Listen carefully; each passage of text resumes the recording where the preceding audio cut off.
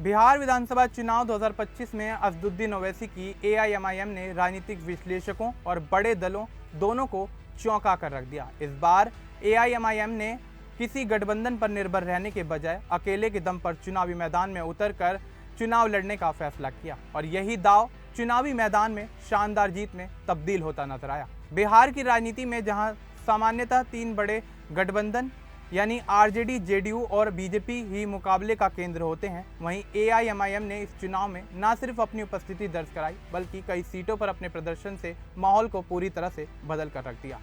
Party की यह जीत सिर्फ वोटों की बात नहीं थी बल्कि यह एक बड़े सामाजिक और राजनीतिक संदेश का प्रतीक बनकर उभरी। अब हाशिए पे खड़े समुदाय अपनी स्वतंत्र आवाज को विधानसभा तक पहुंचाने में सक्षम हो चुके हैं।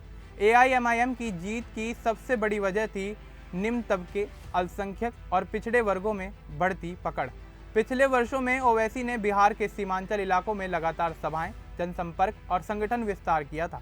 इस निरंतर प्रयास का असर यह हुआ कि इस बार पार्टी सिर्फ सीमांचल तक सीमित नहीं रही बल्कि कई जिलों में एआईएमआईएम को वोट प्रतिशत भी काफ़ी अच्छी मात्रा में मिला। खास बात यह रही कि कई सीटों पर एआईएमआईएम ने बड़े दलों के सेफ वोट बैंक में सेंध लगाई और यह दिखा दिया कि जनता अब सिर्फ पारंपरिक पार्टियों के भरोसे नहीं बैठना चाहती। एआईएमआईएम ने अपनी रणनीति भी काफ़ी हद तक बदली। पहली बार पार्टी ने चयनित सीटों के बजाय पूरी ताकत के साथ व्यापक स्तर पर मजबूत उम्मीदवार उतारे। ज़्यादातर उम्मीदवार स्थानीय स्तर पर लोकप्रिय, जमीनी और समुदाय के बीच काम करने वाले थे। यह एआईएमआईएम का रणनीति का बड़ा हिस्सा था, स्थानीय चेहरों को सामने लाना, न कि बाहरी नेताओं को थोपना। असदुद्दीन ओवैसी खुद लगातार बिहार दौरे पर रहे। हर रैली में उन्होंने शिक्षा, स्वास्थ्य, नौकरियां और सुरक्षा से जुड़े मुद्दों पर सीधा संवाद किया।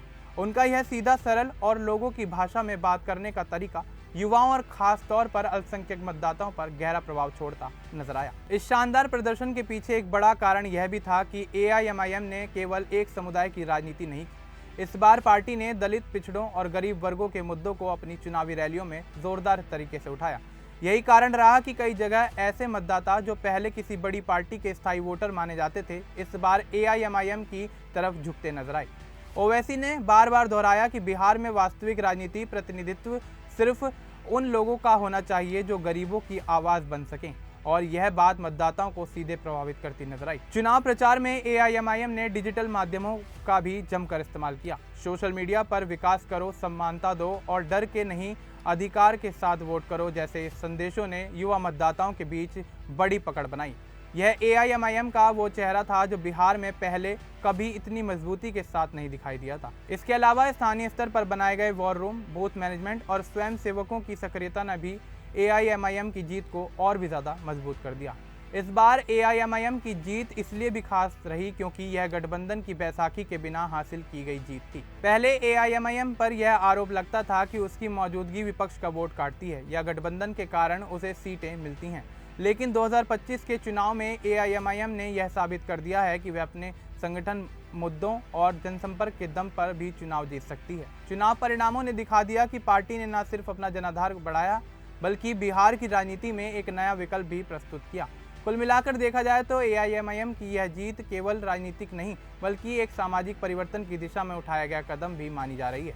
पार्टी ने साबित किया कि बिहार में अब वह एक हाशिए की पार्टी नहीं बल्कि एक मजबूत राजनीतिक शक्ति है जो आने वाले वर्षों में बड़े गठबंधनों की दिशा बदलने की क्षमता रखती है। 2025 का यह चुनाव एआईएमआईएम के लिए सिर्फ जीत नहीं बल्कि अपनी पहचान को स्थापित करने वाला ऐतिहासिक मोड़ बन गया। इस वीडियो को लेकर आपका क्या कुछ कहना है, आप हमें कमेंट बॉक्स में ज़रूर बताएं। बाकी इस तरह की और अपडेट्स के लिए आप हमारे चैनल को सब्सक्राइब करना ना भूलें। धन्यवाद।